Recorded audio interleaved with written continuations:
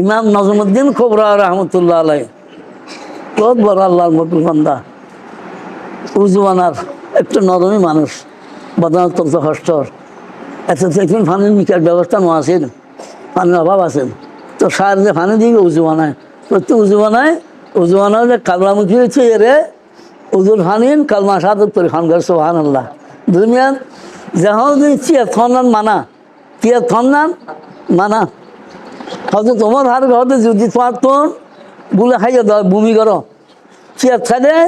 বমি করে খাবে তো সোহান আল্লাহ। তাহলে